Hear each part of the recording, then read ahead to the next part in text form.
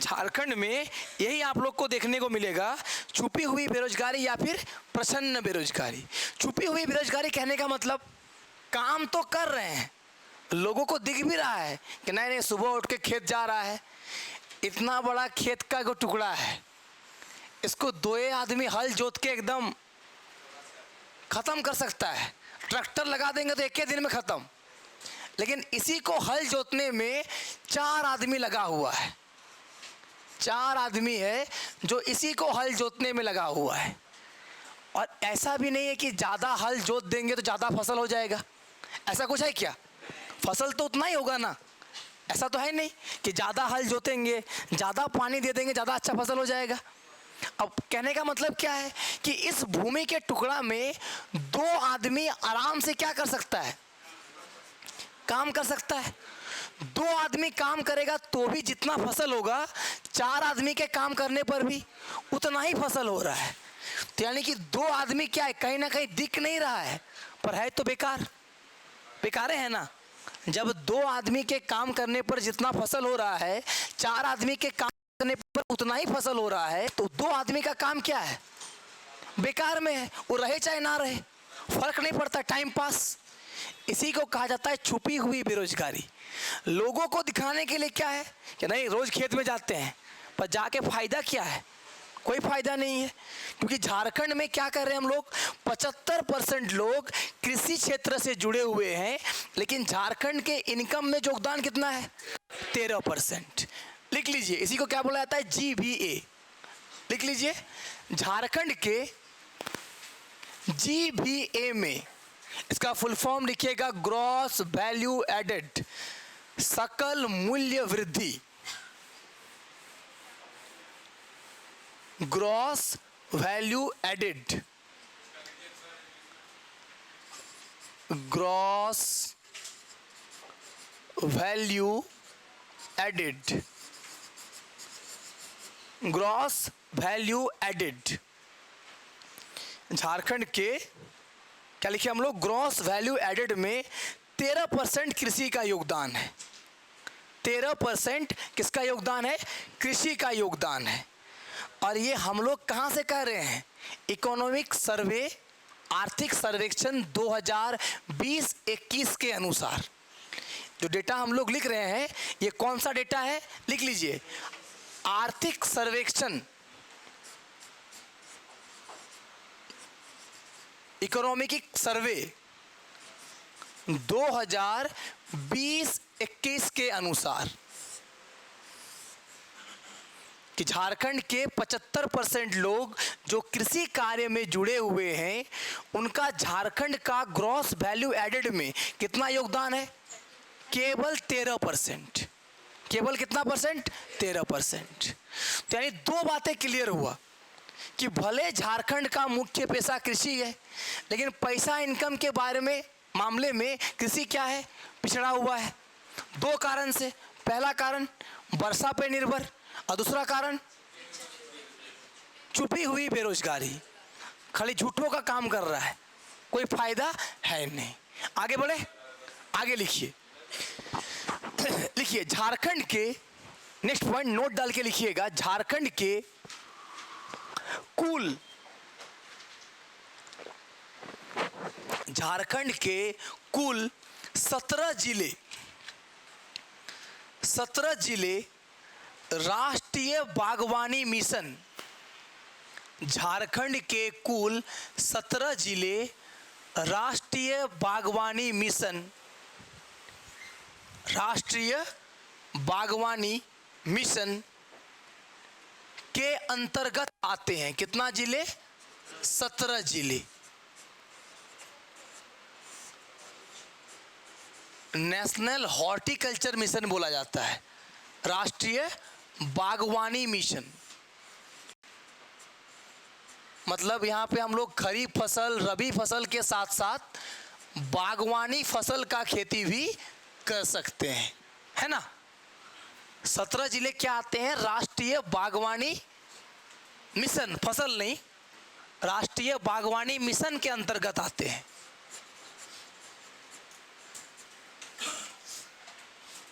सरकार के द्वारा हेल्प किया जाता है, इसको डेवलप करने के लिए, फिर भी क्या हो रहा है, हमारा यहाँ पर बहुत ही दुर्दशा है। पहला रीजन याद रखना है कि झारखंड की किस पे डिपेंडेंट है, वर्षा पर। अब आता है कि सर झारखंड में कितने % भूमि पर सिंचाई की सुविधा अवेलेबल है। लिखिए, झारखंड के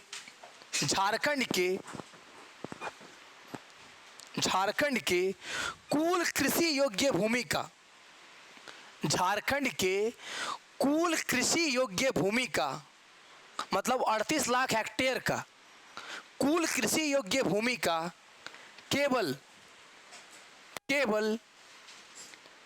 13%, झारखंड के कुल कृषि योग्य भूमि का केवल 13% क्षेत्र पर ही, केवल 13% क्षेत्र पर ही सिंचाई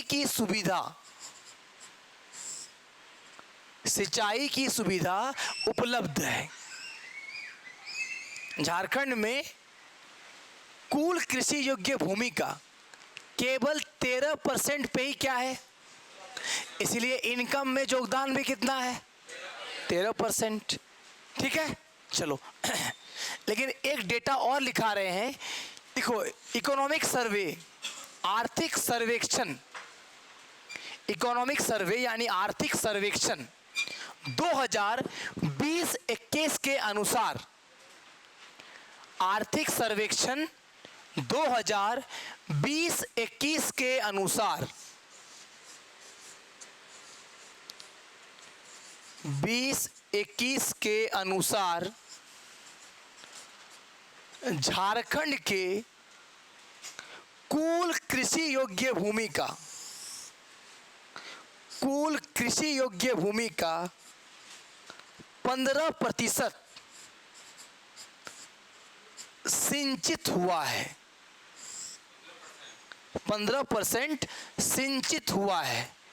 यानी पिछला साल, इस साल की बात नहीं कर रहे हैं, पिछला साल मॉनसून ठीक ठाक था 20-21 के आसपास, इसलिए क्या कह रहे हैं कि उस दौरान झारखंड में कुल कृषि योग्य भूमि का कितने % पे सिंचाई हुआ था, 15% पर सिंचित हुआ है, मतलब 15% पे इरिगेशन हुआ है।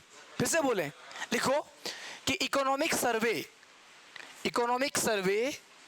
2020-21 के अनुसार, हाँ इकोनॉमिक सर्वे आप लोगों को नहीं, रिपीट कर रहे हैं, इकोनॉमिक सर्वे 2020-21 के अनुसार, 2020-21 के अनुसार झारखंड में कुल कृषि योग्य भूमि का, झारखंड में कुल कृषि योग्य भूमि का 15%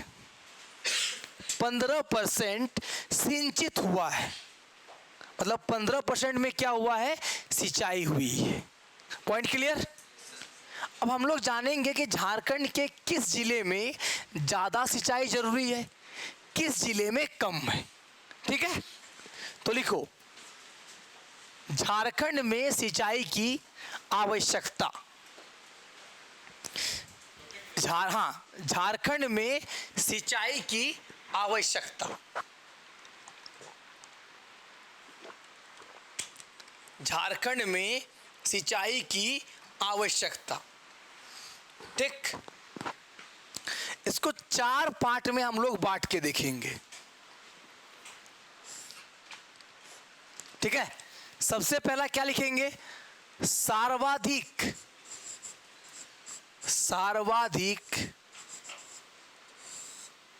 सिंचाई की आवश्यकता वाले, सर्वाधिक सिंचाई की आवश्यकता वाले जिले, सर्वाधिक सिंचाई की आवश्यकता वाले जिले, पहला हो गया। दूसरा लिखो, हाँ जिले, उच्च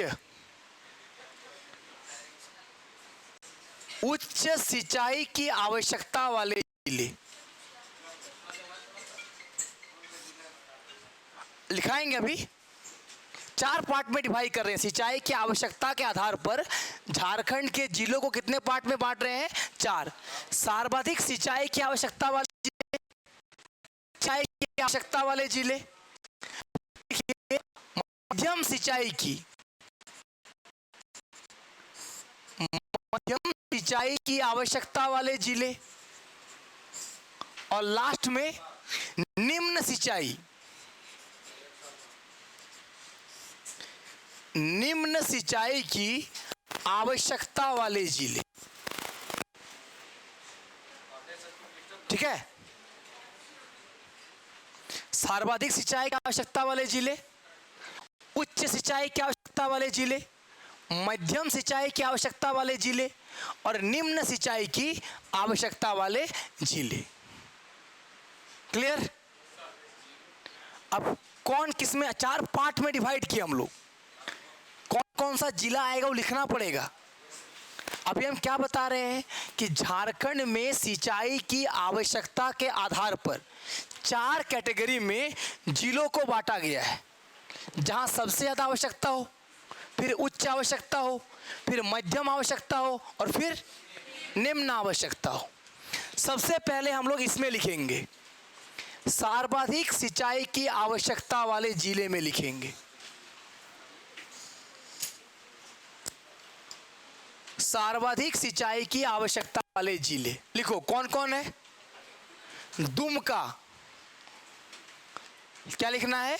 दुमका, गोड्डा, साहेबगंज, दुमका, गोड्डा, साहेबगंज, तीनों एक ही साइड का है। तीनों कहां पे? राजमहल ट्रैप में है, और राजमहल ट्रैप में विशाल चट्टान था, पानी जमा होगा ही नहीं, तो वहां क्या चाहिए? सिंचाई की आवश्यकता है। तो सबसे ज्यादा सिंचाई की आवश्यकता कहां है? दुमका, गोड्डा, साहेबगंज।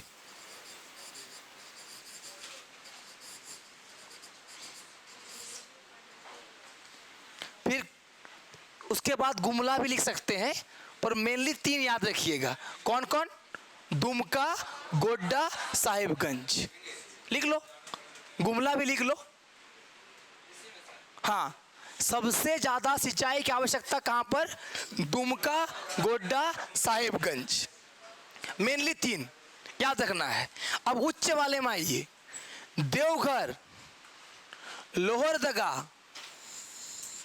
देवघर, लोहरदगा, रांची, पश्चिम सिंहभूम। देवघर, लोहरदगा पाट क्षेत्र में है, पूरा बॉक्साइट है, बॉक्साइट। रांची पठार और पश्चिम सिंहभूम।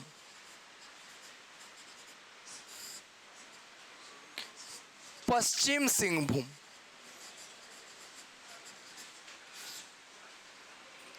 देवघर, लोहरदगा, रांची और पश्चिम सिंहभूम। तो सिंचाई की सबसे ज्यादा आवश्यकता किधर?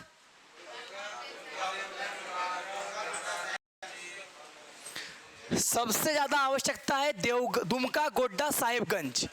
उच्च सिंचाई की आवश्यकता, हाँ गुमला भी लिख लो। लो, अब लिखो मध्यम सिंचाई की आवश्यकता वाले जिले। मध्यम सिंचाई की आवश्यकता वाले जिले, गढ़वा, पलामू, हजारीबाग, गिरिडीह। मध्यम सिंचाई की आवश्यकता वाले जिले, गढ़वा, पलामू, हजारीबाग, कौन आ जाएगा? गिरिडीह, हजारीबाग, गिरिडीह, गिरिडीह। अब लिखिए निम्न आवश्यकता वाले जिले, चतरा, सिमडेगा। निम्न सिंचाई आवश्यकता वाले जिले, चतरा, सिमडेगा, पूर्वी सिंहभूम, धनबाद, बोकारो, चतरा, सिमडेगा, पूर्वी सिंहभूम, धनबाद और बोकारो।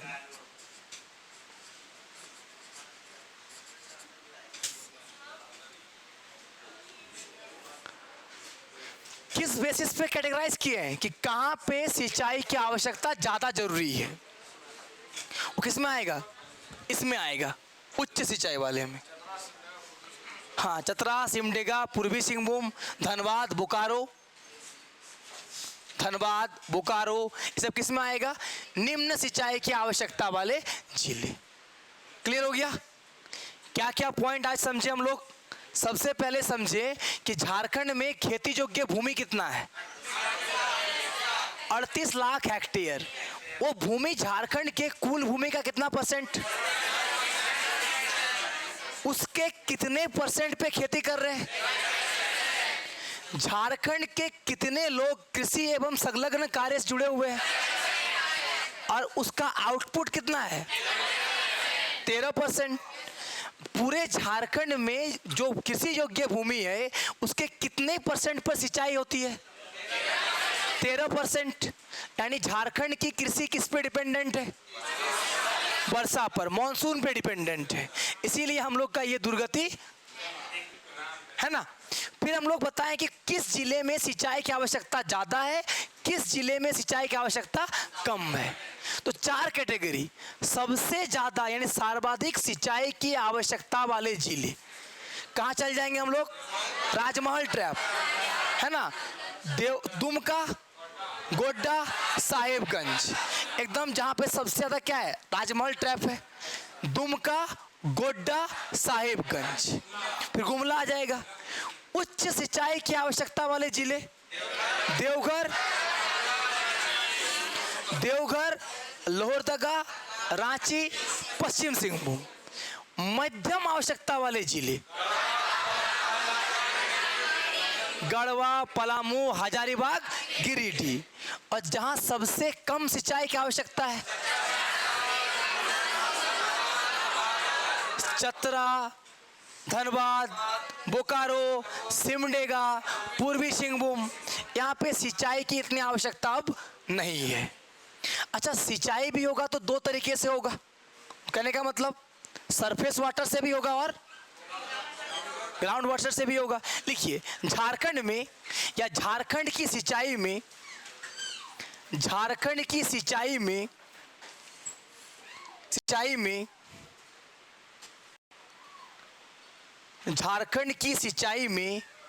58.3% झारखंड की सिंचाई में 58.3% सिंचाई सरफेस वाटर यानी कि सतही जल से होता है। झारखंड की सिंचाई का 58.3% किससे होता है? सतही जल से होता है, मतलब सरफेस वाटर से होता है। झील हो गया, तालाब हो गया, नदी हो गया। अच्छा, तो 100 में अगर 58.3% सरफेस वाटर, तो ग्राउंड वाटर कितना? फिर से बोले। हाँ, तालाब जो भी दिखता है तुमको, तालाब, नदी, डैम, डोभा, झील, ये सब क्या सरफेस वाटर है। तो कितना परसेंट हो जाएगा इधर? 41.2 नहीं होगा,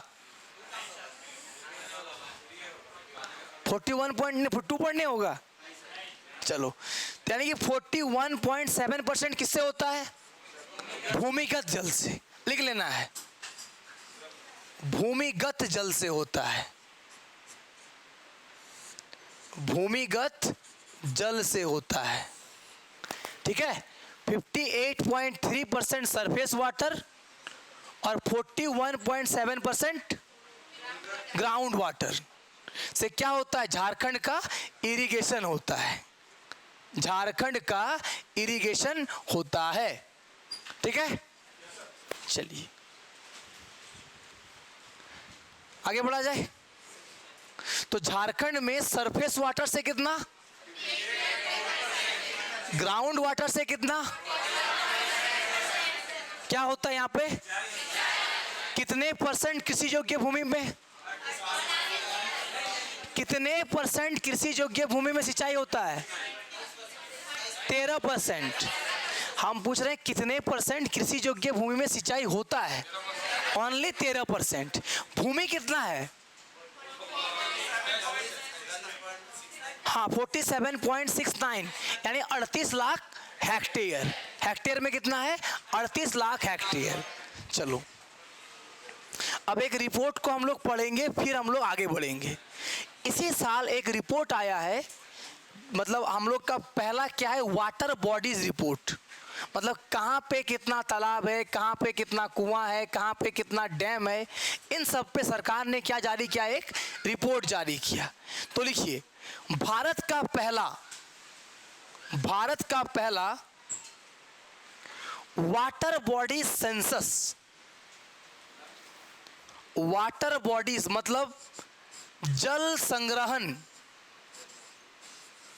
वाटर बॉडीज सेंसस, भारत का पहला वाटर बॉडी सेंसस, मतलब एक काउंट किया गया है कहां पे कितना वाटर बॉडीज है। 2023 में हुआ है। भारत का पहला जल, क्या बोलिएगा, जल भंडारण जनगणना, हाँ भारत का पहला जल भंडारण गणना, जल भंडारण गणना सेंसस।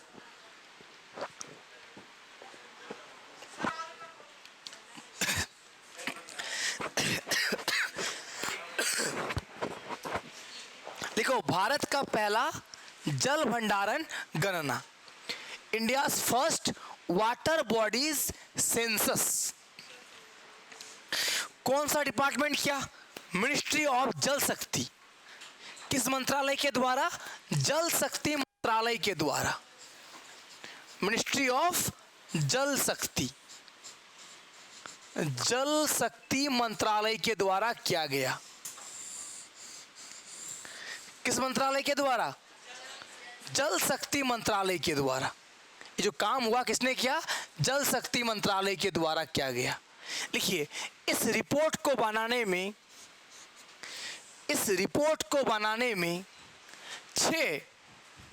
6 माइनर इरिगेशन रिपोर्ट, मतलब 6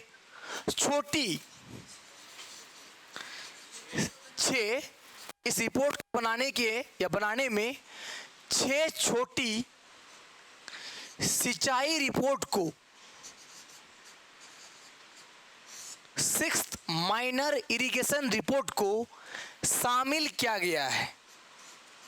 मतलब इसके लिए डेटा कहां से लाया गया है, 6 बार छोटा छोटा सिंचाई का क्या बनाया गया था, रिपोर्ट बनाया गया था। उन सब रिपोर्ट को आपस में जोड़ के क्या बनाया गया, India's first water bodies census. 6 छोटी सिंचाई रिपोर्ट को शामिल किया गया है। लिखिए, इस रिपोर्ट के अनुसार, हाँ नेक्स्ट पॉइंट, इस रिपोर्ट के अनुसार भारत में 97.1% वाटर बॉडी, मतलब सबको एक साथ काउंट कर रहा है कि कुआं कहाँ पे है, झील कहाँ पे है, डोभा कहाँ पे है, तालाब कहाँ पे है, डैम कहाँ पे है। तो भारत का 97.1% जो वाटर बॉडीज है, वाटर बॉडीज में सब आ जा रहा है, कुआं, झील, तालाब, पोखर, डोभा, सब। 97.1% वाटर बॉडीज कहाँ है, ग्रामीण क्षेत्रों में है, गांव में है, रूरल एरिया में है, ग्रामीण क्षेत्रों में है। 97.1% वाटर बॉडीज कहाँ है, ग्रामीण क्षेत्रों में है। तो शहर में कितना होगा, ओनली 2.9%। ये हम लोग झारखंड की बात नहीं कर रहे हैं, पूरे भारत की बात कर रहे हैं अभी। पूरे भारत में 97.1% वाटर बॉडीज कहाँ है? ग्रामीण क्षेत्रों में है। केवल 2.9% वाटर बॉडीज कहाँ पे है? शहरी क्षेत्रों में।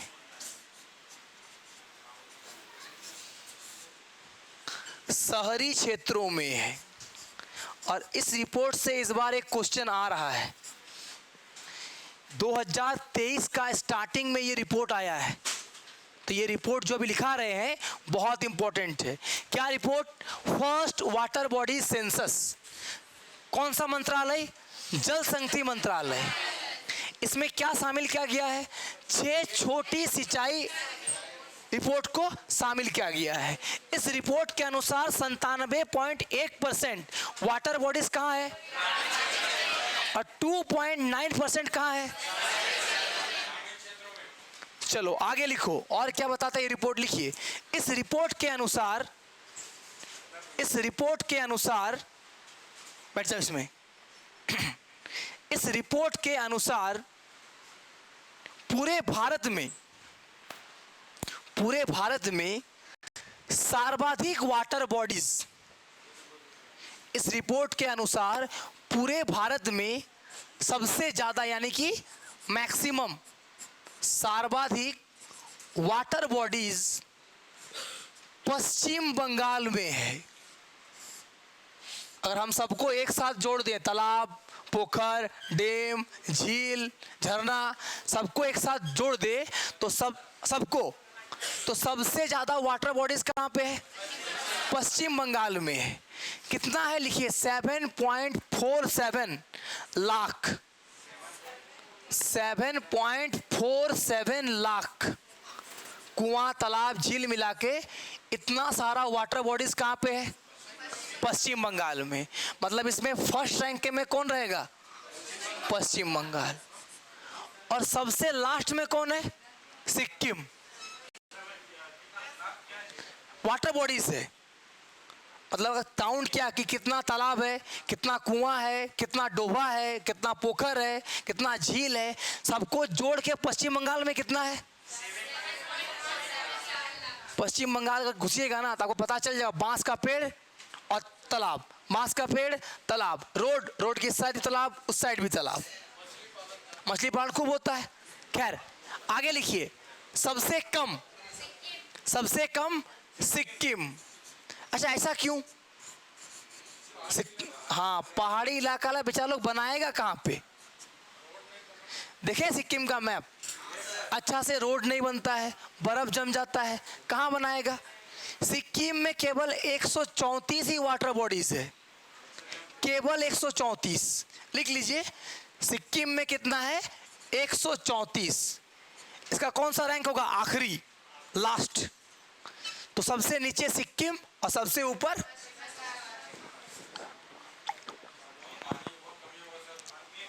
हाँ बर्फ मिलता है। आगे बढ़े।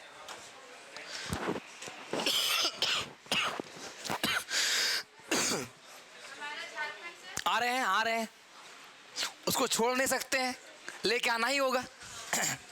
अच्छा झारखंड को, अच्छा पश्चिम बंगाल में भी अगर जिला पूछ ले कि किस जिला में सबसे ज्यादा है तो क्या बोलिएगा? साउथ 24 परगना, दक्षिण 24 परगना।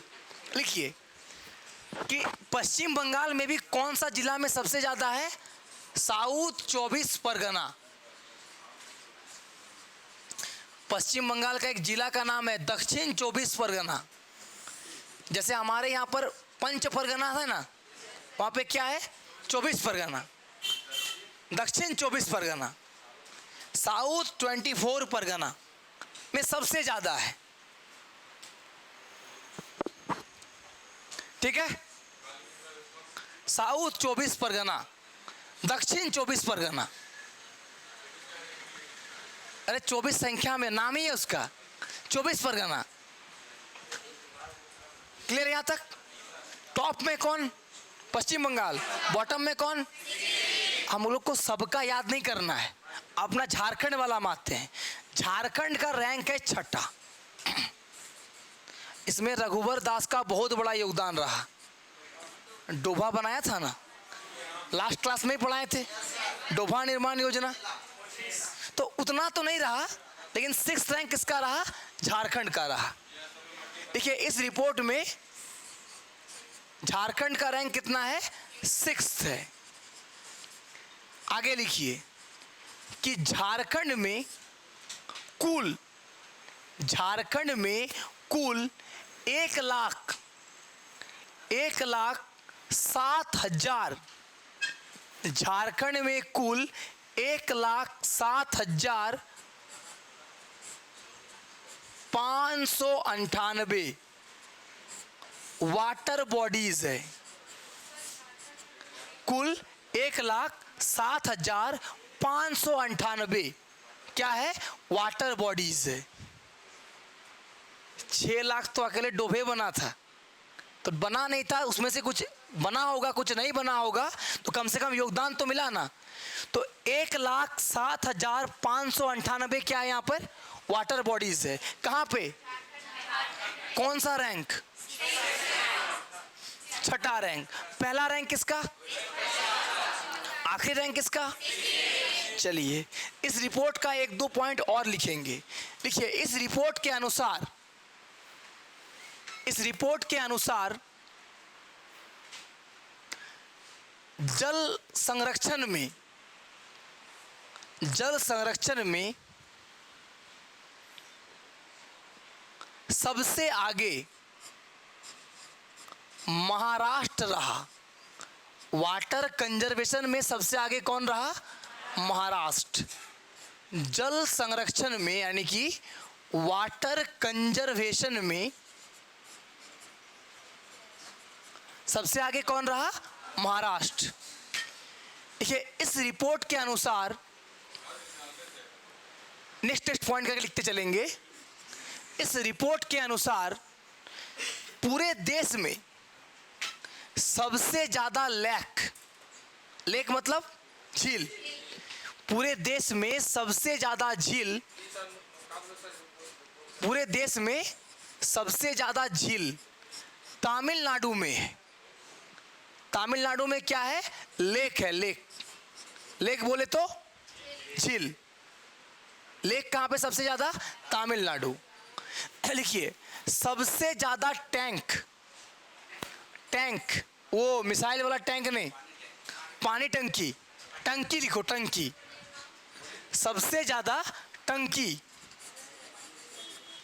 इस रिपोर्ट के अनुसार, अच्छा तमिलनाडु में सबसे ज्यादा क्या है? लेक है, झील है। इस रिपोर्ट के अनुसार सबसे ज्यादा झील कहां पे है? सबसे ज्यादा टंकी कहां पर है? आंध्र प्रदेश। लिखिए आंध्र प्रदेश।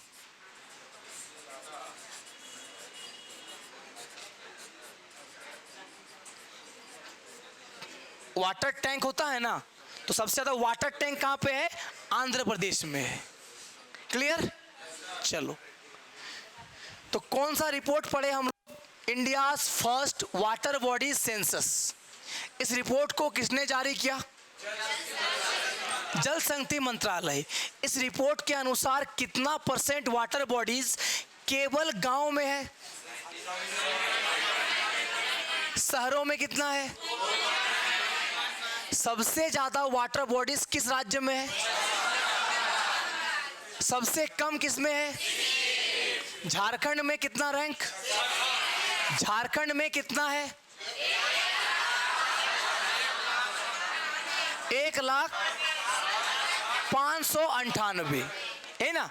चलो बोलना है, बोलने से याद होगा हम लोग को। फिर हम लोग क्या देखें कि इस रिपोर्ट के अनुसार सबसे ज्यादा कहाँ गया? झील तमिलनाडु, टैंक आंध्र प्रदेश, और सबसे अच्छा वाटर कंजर्वेशन कौन कर रहा है? महाराष्ट्र। जल संरक्षण में सबसे आगे कौन है? महाराष्ट्र, क्योंकि वहाँ जल का कमी भी बहुत ज़्यादा है। विदर्भ वाला जो इलाका है वहाँ आज भी लोग पानी लाने के लिए 5 किलोमीटर 6 किलोमीटर पैदल चल के जाते हैं। पीने योग्य पानी नहीं मिलता। हम तो कम बता रहे 500 किलोमीटर, 15 किलोमीटर 20 किलोमीटर गर्मी के दिन में जाना पड़ता है कि वहीं पर एक स्रोत है, वहीं से पानी गिरेगा, महिलाएं वहाँ से पानी भर के मटका में भर के ले आता है। आज भी इतना कठिन समय है, तो वाटर का धीरे धीरे क्या हो रहा है, कंजर्वेशन करना जरूरी है। तो कहीं ना कहीं अब हम लोग काम कर रहे हैं। हमारे यहाँ पर कौन सा अभी स्कीम चल रहा है, नीलांबर पीतांबर जल समृद्धि योजना। इस स्कीम के तहत हम लोग कितना लीटर वाटर बचाएंगे, 5 लाख करोड़ लीटर। 5 लाख करोड़ लीटर क्या करेंगे, वाटर बचाएंगे। बचाएंगे ना। फिर डोभा निर्माण कर रहे हैं, तो डोभा निर्माण करने से क्या होगा, पानी जमेगा और वो पानी कहाँ जाएगा, तो हमारा जो ग्राउंड वाटर है, अंडरग्राउंड वाटर है, भूमिगत जल, उसका लेवल क्या होगा, ऊपर आएगा। आएगा ना। तो धीरे धीरे जितना ज़्यादा हम लोग वर्षा जल का संचयन करेंगे, बारिश तो हो रहा है, हम लोग क्या देखे थे, पठारी भाग है, सारा पानी बाहर, तो किसी तरह से पानी को डोभा बना के, कुआं बना के, तालाब बना के, झील बना के, डैम बना के पानी को क्या करना होगा, रोकना होगा। तब धीरे धीरे पानी कहाँ जाएगा, अंदर जाएगा, तब हमारा ग्राउंड लेवल वाटर, तब हम लोग जल संकट से मुक्त होंगे और सिंचाई भी कर पाएंगे। क्योंकि सिंचाई में लगभग कितना % था ग्राउंड वाटर का, देखो 13%। झारखंड के सिंचाई में ग्राउंड वाटर कितना था, अगर इसका लेवल जितना ऊपर होगा उतना आसानी से नहीं हो पाएगा। अभी करने में बहुत मुश्किलें आती होंगी, बहुत खर्चे करने पड़ते होंगे। और सरफेस से कितना कर रहे हैं, 58.3%। क्लियर, 58.3% हम लोग किससे कर रहे हैं, सरफेस वाटर, और फिर 41.7% चलो ग्राउंड वाटर। अब देखेंगे झारखंड में सिंचाई के साधन, लगाइए झारखंड में सिंचाई के साधन, सिंचाई के प्रमुख साधन। झारखंड में सिंचाई के प्रमुख संसाधन या साधन, झारखंड में सिंचाई के प्रमुख साधन,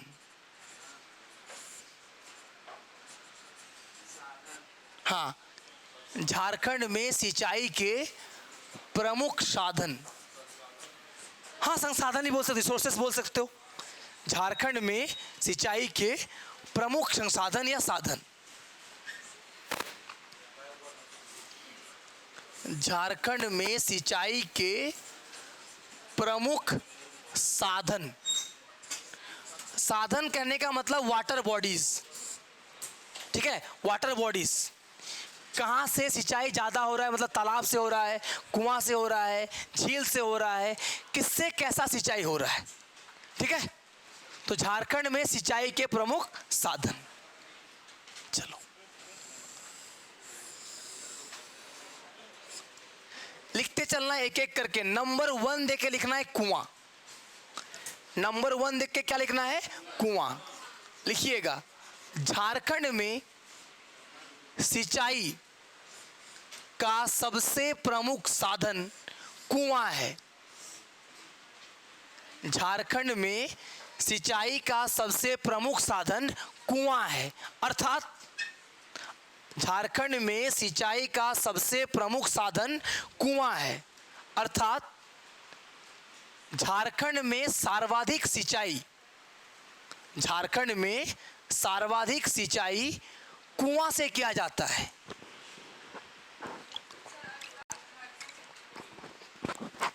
अर्थात झारखंड में सबसे अधिक सिंचाई, सर्वाधिक सिंचाई कुआं से किया जाता है। किससे किया जाता है, कुआं से किया जाता है। कुआं से कितना % लिख लेना है, 29.5%। झारखंड के कुल सिंचाई में कुआं का योगदान कितना है, 29.5%। कुआं से कहां पे सिंचाई होता है सबसे ज्यादा, गुमला। अब कुआं से किस राज्य में किस जिला में सबसे ज्यादा होता है, गुमला, नहीं गुमला लिखना है, गुमला, गिरिडीह, रांची। कुआं से सबसे ज्यादा सिंचाई कहां होगा, गुमला, गिरिडीह, रांची। और हम लोग सबसे ज्यादा बात करें तो गुमला। कुआं से सबसे ज़्यादा सिंचाई कहाँ होता है? गुमला में। गुमला में जो इरिगेशन होता है ना, उसमें लगभग 82.7% केवल कुआं से ही होता है। गुमला में जो सिंचाई होता है उसका लगभग 82.7% किससे होता है? कुआं से होता है।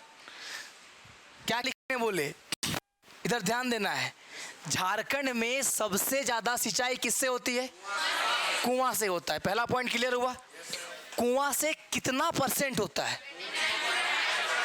पूरे झारखंड का जितना सिंचाई होगा मतलब 100%, उसमें 29.5% किससे? कुआं से। कुआं से सबसे ज्यादा सिंचाई किस जिला में होता है? गुमला जिला। कौन सा जिला? गुमला। तो गुमला में जितना सिंचाई होता है उसका कितना परसेंट कुआं से होगा? पॉइंट क्लियर हुआ? पूरे झारखंड में सबसे ज्यादा सिंचाई कितना परसेंट? झारखंड के किस जिला में कुआं से ज्यादा? गुमला में कितना परसेंट कुआं से? चलो अब नंबर 2 देके लिखना है। सिंचाई का दूसरा प्रमुख साधन क्या है? तालाब। झारखंड में सिंचाई का दूसरा प्रमुख साधन क्या लिखना है? तालाब। और झारखंड में सिंचाई का दूसरा प्रमुख साधन, सेकंड नंबर में कौन आ गया? तालाब। अच्छा, तालाब में कितना परसेंट? 18.18%। 18.18 बोल दीजिए। सॉरी 18.8, 80%।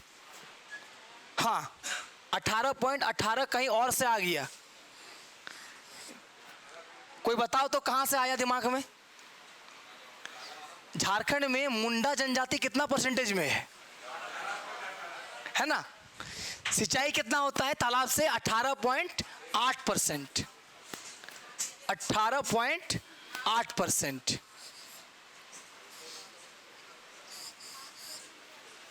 18.8% किससे होता है? तालाब से। अब तालाब से सबसे ज्यादा कहां होता है? देवघर। लिख लेना है। तालाब से सबसे ज्यादा कहां पे? देवघर जिला। जिला देवघर। देवघर बोले तो बाबा नगरी, याद रखना है।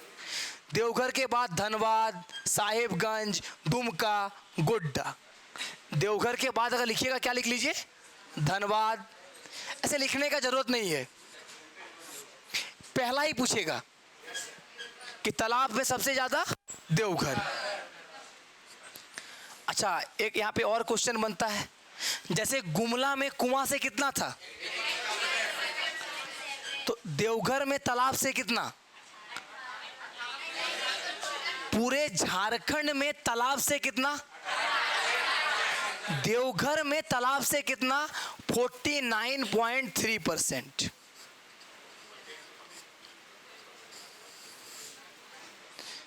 समझ में आ रहा है क्या बोल रहे हैं? पूरे झारखंड के सिंचाई में तालाब का योगदान, तालाब से सबसे ज्यादा सिंचाई। और देवघर के अंदर जो सिंचाई होता है उसमें तालाब कितना? ये पूरे झारखंड का नहीं, केवल देवघर का। हो गया। अब लिखिए, सिंचाई का तीसरा प्रमुख साधन।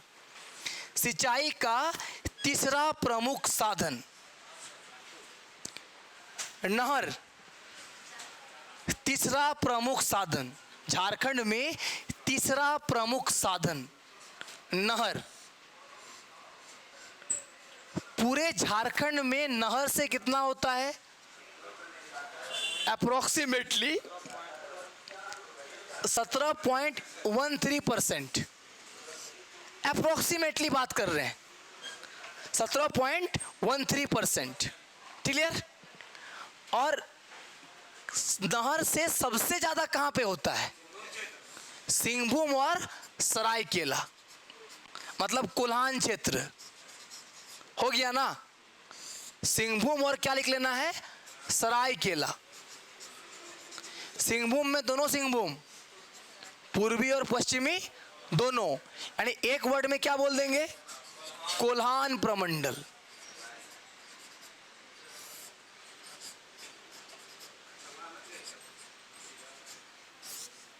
सबसे पहले कुआं, नंबर 2 पे, नंबर 3 पे, अब चौथा में आइए। इसका परसेंटेज नहीं लिखना है क्योंकि सिंहभूम लिख दिए मतलब पूर्वी और पश्चिमी दोनों, तो एक जिला तो है ही नहीं, ठीक है। नहर के बाद क्या आएगा? नलकूप। क्या आएगा? नलकूप। तो झारखंड में सिंचाई का चौथा प्रमुख संसाधन, 3 नंबर पे नहर और 4 नंबर में क्या आ जाएगा? नलकूप आ जाएगा।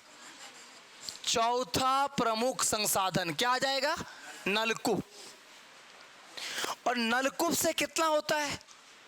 8.4%। 9 नहीं करना है, हाँ 8.4%। नलकूप से कितना? पूरे झारखंड के सिंचाई में नलकूप का योगदान। और नलकूप में सबसे ज्यादा कहां पे?